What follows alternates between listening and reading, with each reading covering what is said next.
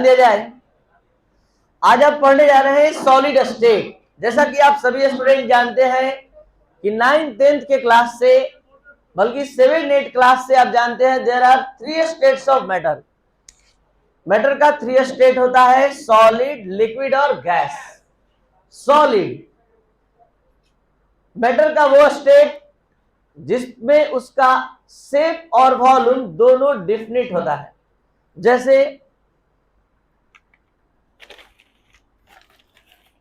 जैसे ये सॉलिड है, ठीक है। तो अभी हम जहां भी जिस भी कंटेनर में रखेंगे, जैसा ये शेप लिया है उतना ही शेप लेगा, और जितना वॉल्यूम एक्वायर किया है उतना ही वॉल्यूम एक्वायर करेगा। तो ये आप अच्छे से समझ सकते हैं कि मैटर का वो स्टेट जिसमें शेप और वॉल्यूम दोनों डिफिनिट होता है वो क्या होता है, सॉलिड स्टेट। अब आप देख सकते हैं ये लिक्विड, सपोज दैट इसमें 500 ml लिक्विड है, किसी कंटेनर में पलट देंगे तो ये 500 ml ही रहेगा। लेकिन जो शेप, अगर ये सिलिंड्रिकल है तो सिलिंड्रिकल शेप में है, अगर ग्लास में पलट देंगे ग्लास का शेप ले लेगा। इसका मतलब शेप डिफिनिट नहीं होगा। तो कहने का मतलब such state of matter in which shape और volume is definite is called solid state, और in which only volume is definite is called liquid state, और जिसमें शेप और वॉल्यूम दोनों इंडिफिनिट होता है वो गैस स्टेट। तो शुरू हो रहा है आपका चैप्टर सॉलिड स्टेट। कहां से इसका लिंक था, 9th-10th से, वहां से लिंक पहले कर दिए। अब आपको आपका चैप्टर हम स्टार्ट करने जा रहे हैं। चैप्टर का नेम है सॉलिड स्टेट। थोड़ा सा और आपको इंट्रोड्यूस करा दे। 11th क्लास में आपको चैप्टर पढ़ना था सॉलिड, मतलब कि स्टेट्स ऑफ मैटर के नेम से स्टेट्स ऑफ मैटर चैप्टर में केवल आपको लिक्विड स्टेट और गैसेस स्टेट पढ़ना था, और 12th स्टैंडर्ड में आपके सिलेबस के अकॉर्डिंग सॉलिड स्टेट पूरा मिलाकर आपका टोटल तीनों स्टेट हो जाएगा। तो शुरू हो रहा है आपका चैप्टर सॉलिड स्टेट, यानी such state of matter in which particles are held together strong intermolecular force. Particle जो है स्ट्रॉन्ग इंटरमोलिकुलर फोर्स द्वारा बंधे होते हैं, कहलाता है सॉलिड स्टेट। आप सभी स्टूडेंट जानते हैं कि सॉलिड में पार्टिकल काफी क्लोजली पैक्ड होते हैं, लिक्विड में थोड़ा सा डिस्टेंस पर होता है और गैस में काफी डिस्टेंस पर। तो क्लोजली पैक्ड का क्या मतलब है कि सभी मॉलिक्यूल एक दूसरे के प्रति काफी अट्रैक्शन रखता है। अट्रैक्शन रखने के कारण वहां काफी क्लोजली पैक्ड होता है। लिक्विड में वो थोड़ा कम होता है और गैस में तो एकदम फोर्स ऑफ अट्रैक्शन निग्लिजिबल होता है। इसलिए कहा जाता है gases particle are free to move, गति के लिए क्या होते हैं, स्वतंत्र होते हैं। ये था सॉलिड। और आप लोग ये भी जानते हैं कि सॉलिड मेल्ट करता है तो लिक्विड स्टेट में बदलता है, फिर लिक्विड वेपराइज होता है तो गैस में बदलता है। लेकिन ये भी चीज जानना चाहिए कि सॉलिड को डायरेक्ट भी गैस में बदल सकते हैं, जिसको सब्लिमेशन प्रोसेस कहते हैं। जैसे कंफोर बर्न्ट इन एयर, अगर कपूर को जलाया जाए डायरेक्ट सॉलिड से गैस में जाएगा, तो उस प्रोसेस को हम क्या कहते हैं, सब्लिमेशन।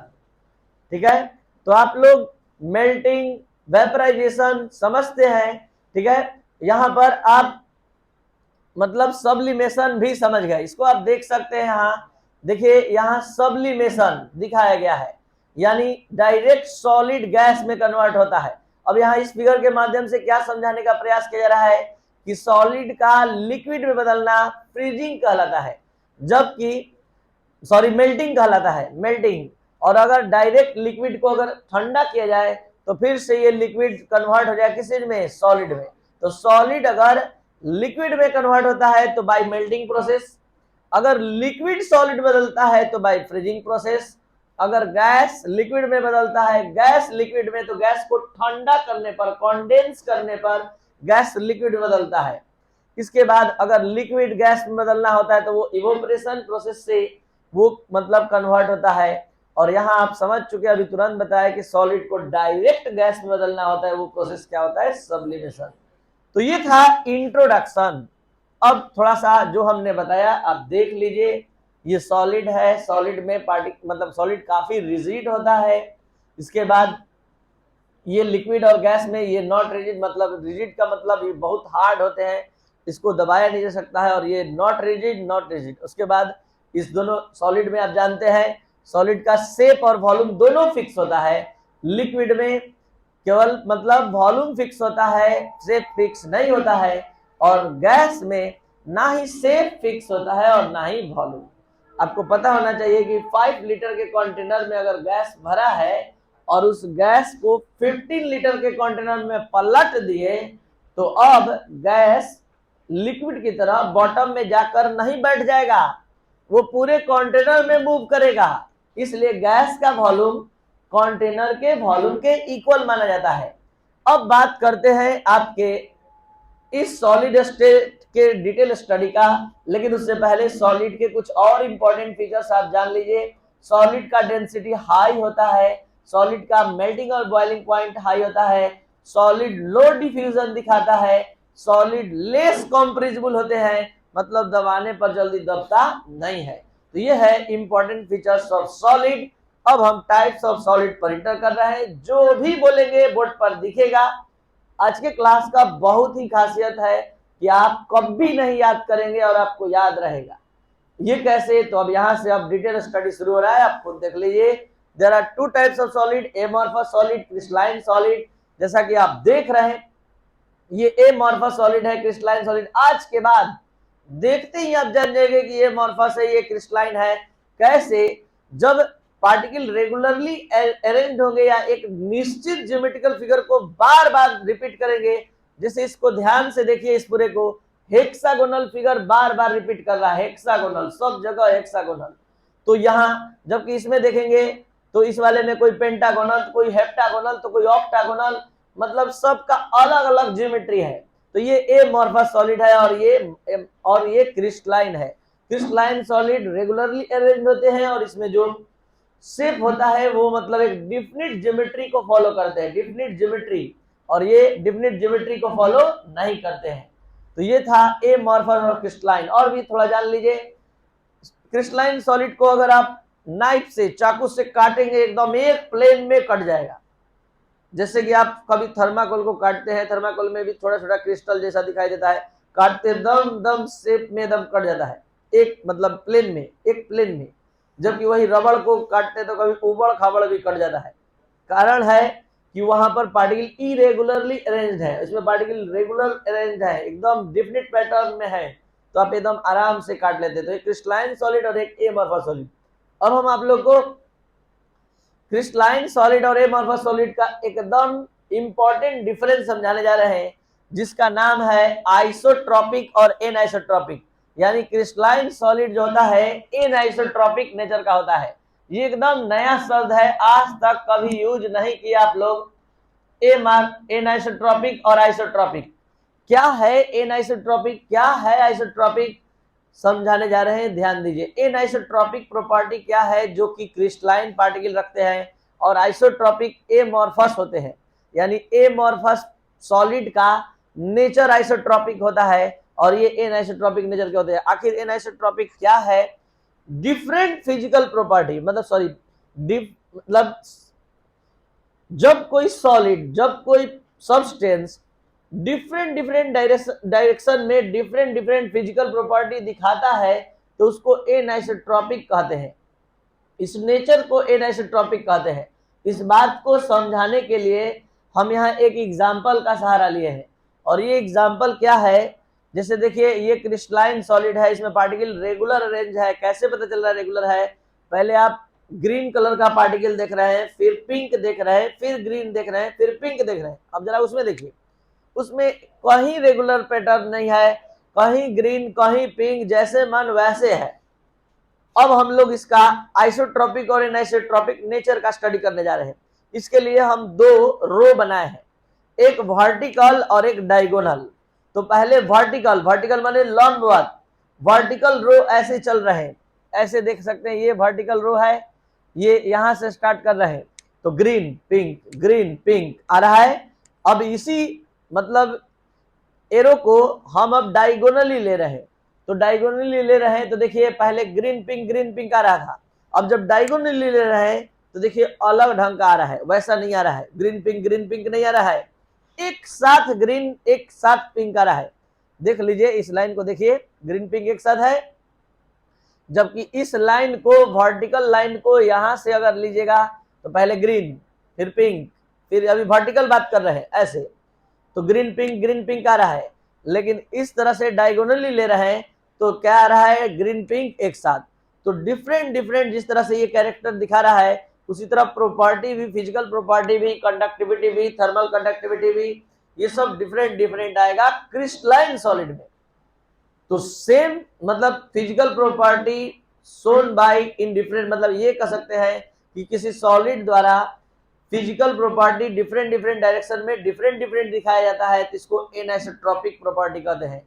और इसको समझाने के लिए हम एक एग्जांपल समझा रहे हैं, जैसे उसमें देखिए, उसमें जरा वर्टिकल या डायगोनल कोई भी तरह से जाके देखिए एक जैसा एकदम होगा। चाहे पहले वर्टिकल चलिए तो जैसा है सिचुएशन वैसा ही वर्टिकल में जा रहा है, और डायगोनल ऐसे जाके देखिए एकदम सेम दिखाई देगा। लेकिन इसमें जरा जाके देखिए, इसमें वर्टिकल चलिए पहले ग्रीन फिर पिंक, ग्रीन पिंक, और अब आइए डायगोनली, तो डायगोनली में वैसे नहीं आ रहा है जैसे वर्टिकल में आ रहा था, इसमें सबका मिक्सचर प्राप्त हो रहा है, ग्रीन पिंक एक साथ है।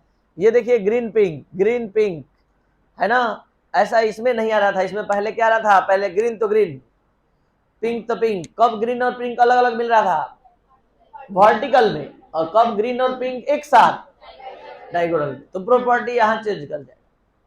अब वहां पर देखिए क्यों कर रहे हैं, सेम प्रॉपर्टी दिखाएगा, क्योंकि वर्टिकल जाइए चाहे डायगोनली जाइए, एकदम एक जैसा सिचुएशन दिखाई देगा, एक जैसा कंपोजिशन दिखाई देगा, इसलिए सेम फिजिकल प्रॉपर्टी दिखाई देगा।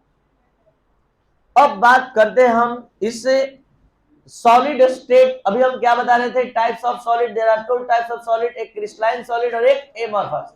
क्रिस्टलाइन सॉलिड में पार्टिकल रेगुलर अरेंज होते हैं और एमॉर्फस सॉलिड में इरेगुलर अरेंज होते हैं। इसमें क्या बता है कि जो एनिसोट्रॉपिक नेचर का होता है क्रिस्टलाइन, और वो क्या होता है, आइसोट्रॉपिक नेचर का होता है।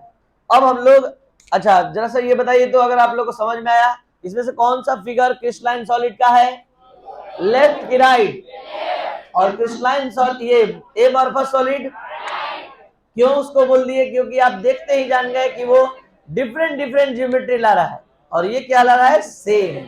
तो सेम ज्योमेट्री लाने का सेंस क्या है कि ये क्रिस्टलाइन है और डिफरेंट ज्योमेट्री रिपीट आ रहा है, तो वो क्या है। अब हम लोग स्टडी ऑफ क्रिस्टल सिस्टम,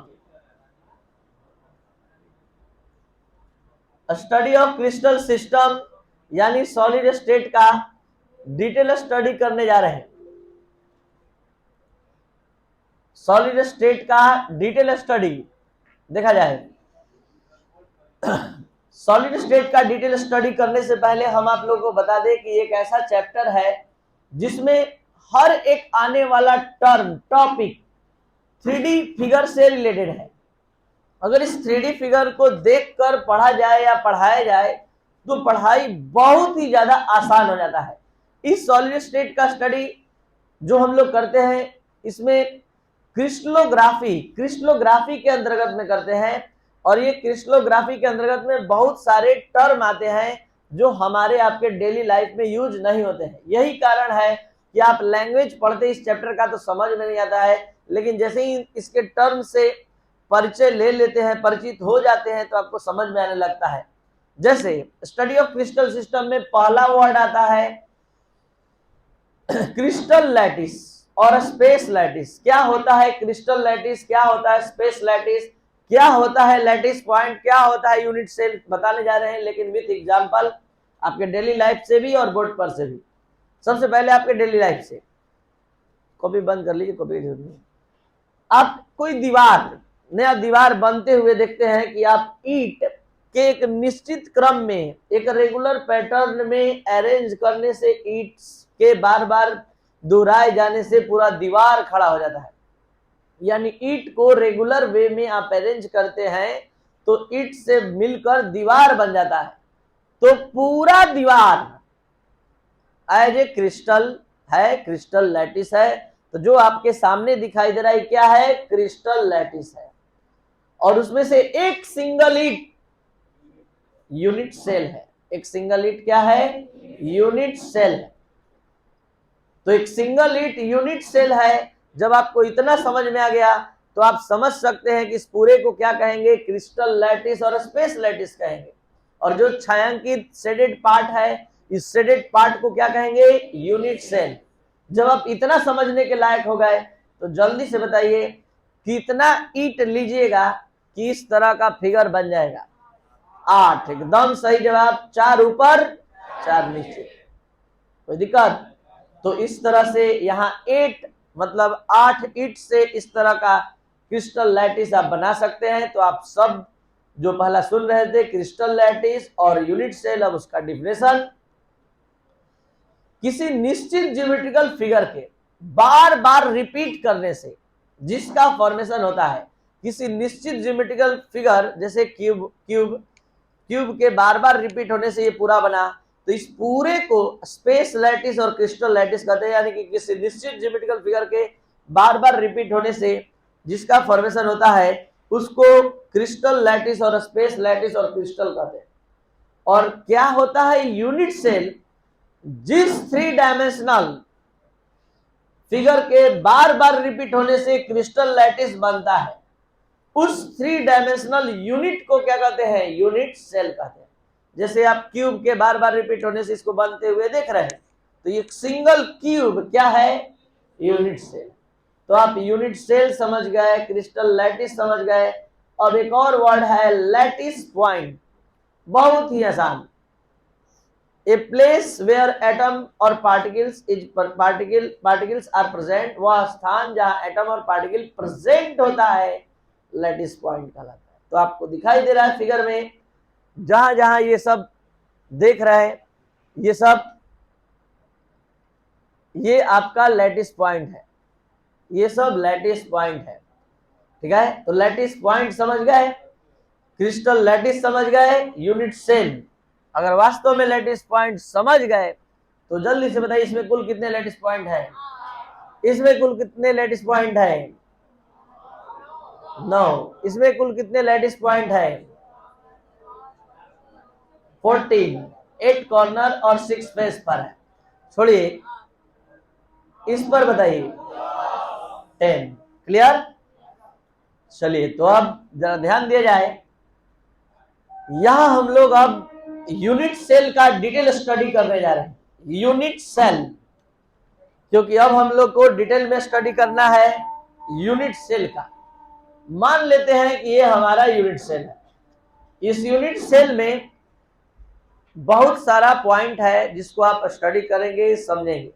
सबसे पहला पॉइंट जो आप जानते हैं, आप सभी student, face. The plane surface of the unit cell. Unit cell का समतल सतह फेस कहलाता है, फलक कहलाता है। ये समतल फेस, ये प्लेन सरफेस, इसको क्या कहते हैं? फेस। दूसरा वर्ड कॉर्नर। कॉर्नर, कोना, जिसको आप हिंदी में बोला करते हैं। तो कितना कॉर्नर है? कितना कॉर्नर है इसमें? कितना फेस है इसमें? 1 2 3 4 5 6। ठीक है? 6 फेस, 8 कॉर्नर। अब बात करते एज का, जहां दो फेस आपस में मिलता है। एक फेस इधर से आ रहा है, एक फेस इधर से, तो यहाँ कॉर्नर का ये एज का फॉर्मेशन होता है। तो एज की संख्या कितनी है? काउंट किया जाए, 1 2 3 4 5 6 7 8 9 10 11 12।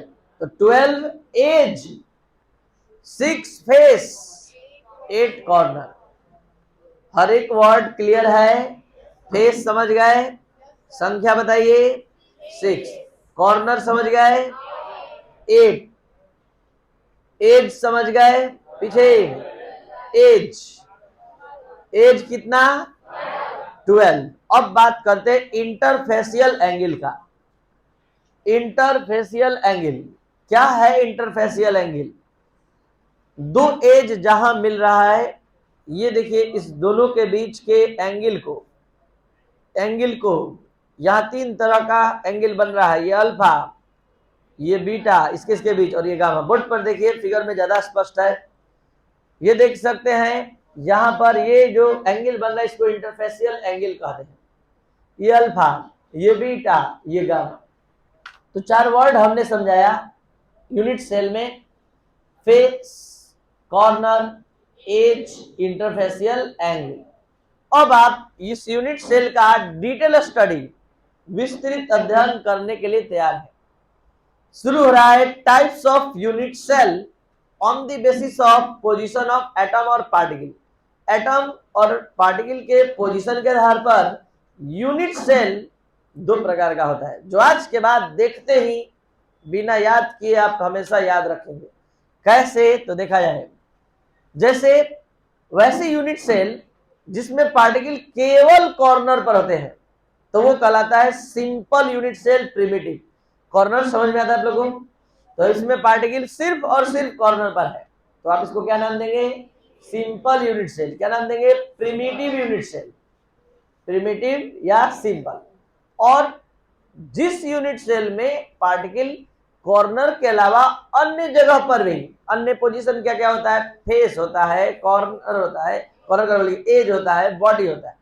तो यहाँ पर देखिए इन सभी यूनिट सेल में देखा जाए इसमें बॉडी में मिल गया, तो आप इसको क्या कहने लगेंगे कि ये सिंपल यूनिट सेल नहीं है, ये प्रिमिटिव नहीं है, तो क्या है? नॉन प्रिमिटिव है। क्या है? तो ये नॉन प्रिमिटिव कैसे हुआ? क्योंकि एटम कॉर्नर के अलावा बॉडी में मिल गया, यहां पर एटम कॉर्नर के अलावा अन्य पोजीशन फेस पर भी मिल गया, इसमें एटम भी फेस पर मिल गया कॉर्नर के अलावा।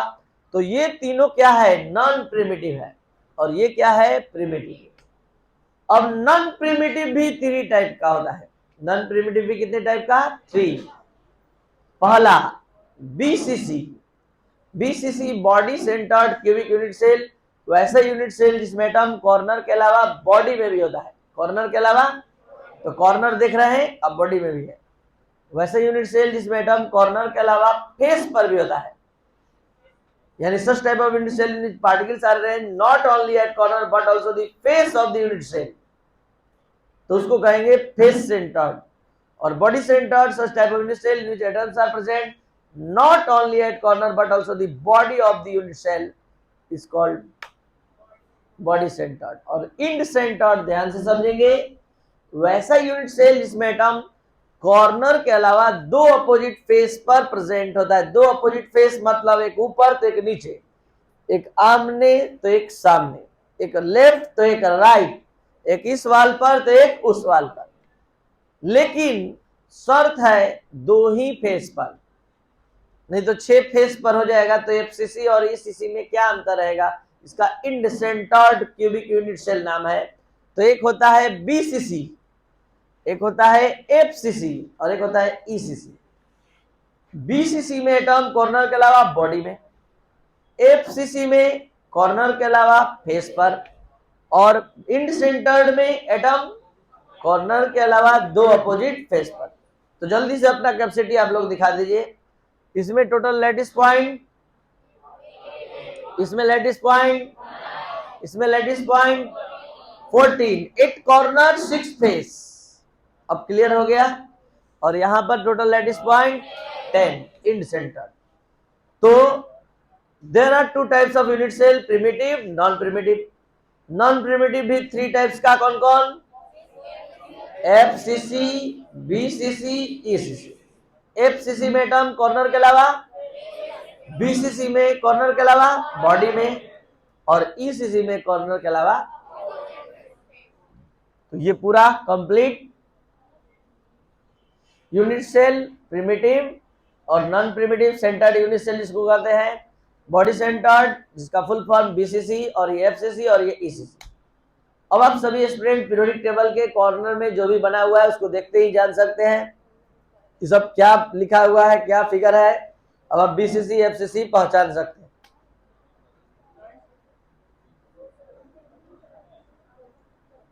चलिए देखा जाए बोर्ड पर। ये सभी देखिए, जल्दी जल्दी बताइए, ये क्या है? Simple, cubic, primitive, non primitive.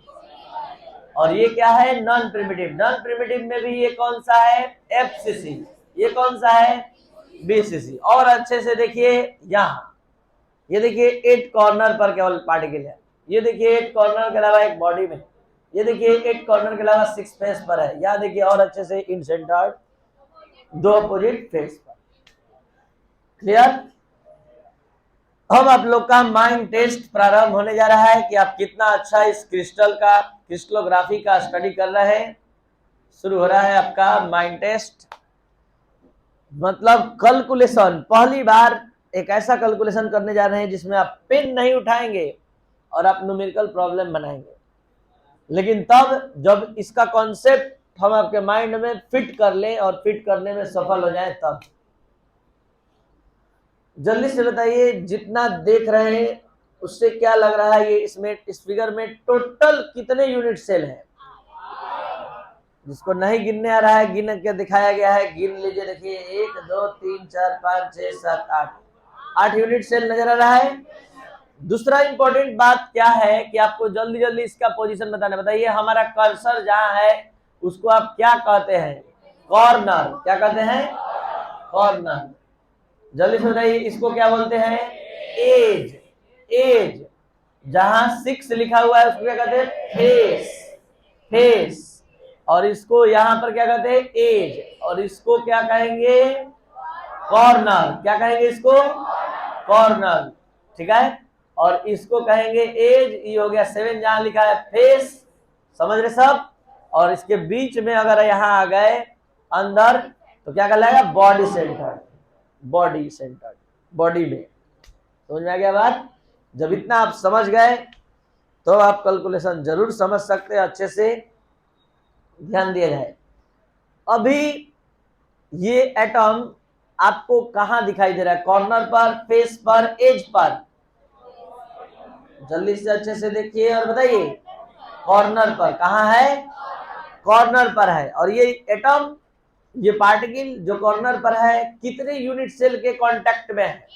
8। 4 ऊपर के यूनिट सेल के कांटेक्ट में है। तो बीचों बीच हम इस एटम, इस पार्टिकल को काट दिए, कट कर दिए, और 4 यूनिट सेल को ऊपर से, बात मत करिए, कर लीजिएगा डिस्कस, डिस्टर्ब हो रहा है। आपको पूरा सेटिस्फाइड करके ही भेजेंगे, बस अपने आप इस क्लास पर विश्वास रखिए। अब इसके अलावा अभी हम हाथ से भी समझाएंगे बहुत बढ़िया से, तो बस थोड़ा थोड़ा बस कंट्रोल यहां। तो हम बता रहे थे कि पार्टिकल अभी कहां है? कॉर्नर पर है। और ये पार्टिकल 8 यूनिट सेल के कांटेक्ट में है। ऊपर वाला चारों यूनिट सेल को उतार दे, हटा दे, तो एटम और पार्टिकल के हाफ पार्ट को लेकर चला जाएगा कि नहीं? आधा भाग को लेकर चला जाएगा कि नहीं? तो पहले इस ऊपर वाले 4 यूनिट सेल पर ध्यान दीजिए कि वो हाफ पोर्शन से कांटेक्ट में है।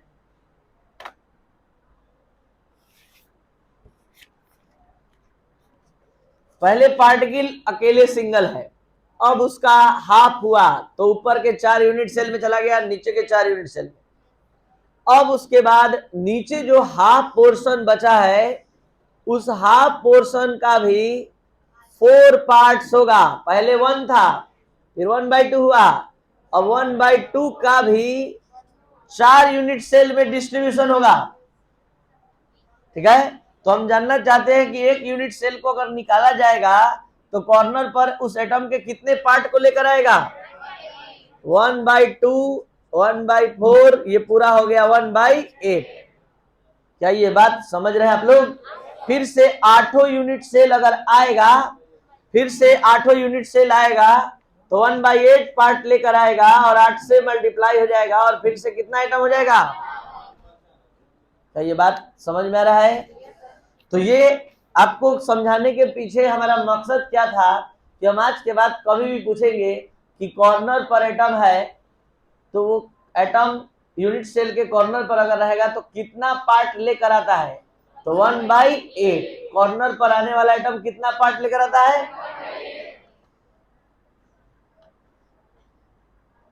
अब बताइए, अगर फेस पर कोई एटम आएगा, फेस पर, तो हर फेस 2 यूनिट सेल के कांटेक्ट में होता है, तो आधा चला जाएगा राइट में और आधा जाएगा। तो हर फेस पर आने वाला एटम कितने यूनिट सेल के कांटेक्ट में? 2, तो 1/2 पार्ट लेकर आएगा। क्या ये बात समझ रहे हैं? 1/2 पार्ट लेकर आएगा। और अब तो यहां कॉन्सेप्ट रख लीजिएगा माइंड में, कॉर्नर पर आने वाला 1/8, फेस पर आने वाला, और अब देखा जाए पूरा पूरा बॉडी में, तो क्या कोई इसमें डिवाइडेशन हुआ है?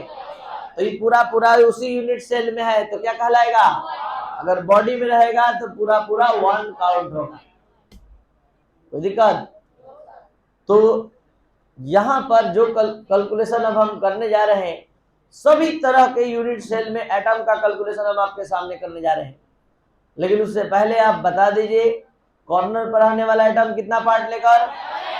फेस पर, बॉडी में 1। तो अब देख लीजिए full calculation.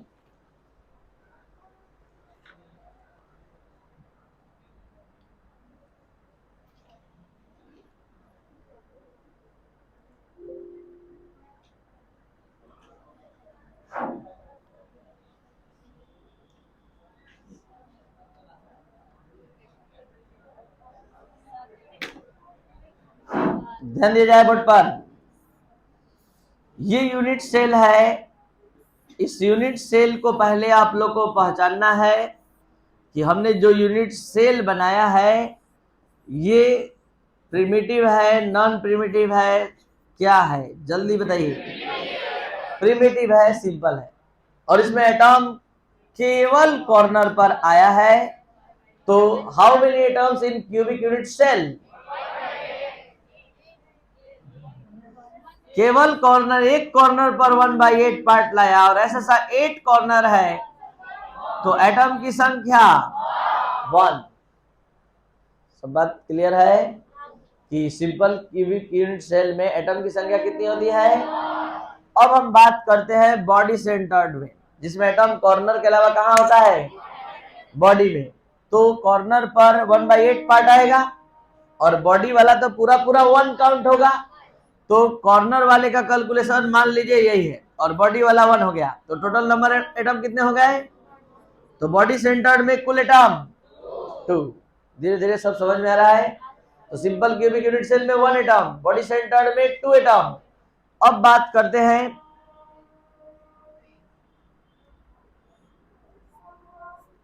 End centred, 2 opposite end. तो 2 अपोजिट इंड हर फेस पर कितना पार्ट लेकर आता है? ये फेस पर ना कहलाएगा। तो 1 कॉर्नर वाला हो गया 1/8 इंटू 8, मतलब 8 कॉर्नर वाला 1/8 इंटू 8 हो गया, तो 1 एटम हो गया। और फेस वाला कितना टोटल है संख्या में? 2, तो ये कितना हो गया? तो इसमें ईसीसी में भी टोटल एटम कितने हो गए? 2। 1 कॉर्नर से मिला और 1 फेस, हाफ हाफ ऐड होकर 1। सब समझ में आ रहा है? अब चलते हैं बीसीसी। बीसीसी का मतलब एफसीसी। तो एफसीसी में 8 कॉर्नर पर एटम होता है, और 8 कॉर्नर के अलावा 6 फेस पर भी। तो 8 कॉर्नर नजर आ रहा है, 6 फेस। ये पूरा रखने के बाद दिखाई नहीं देता स्पष्ट 6 फेस पर, लेकिन हर फेस पर कितना पार्ट लेकर आएगा? तो पहले कॉर्नर वाला फिर से एकदम फ्रेश कैलकुलेशन देख लिया जाए। कॉर्नर वाले के लिए हो गया क्या? 1, और फेस वाले के लिए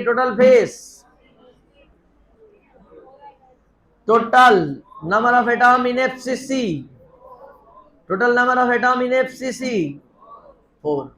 समझ गए?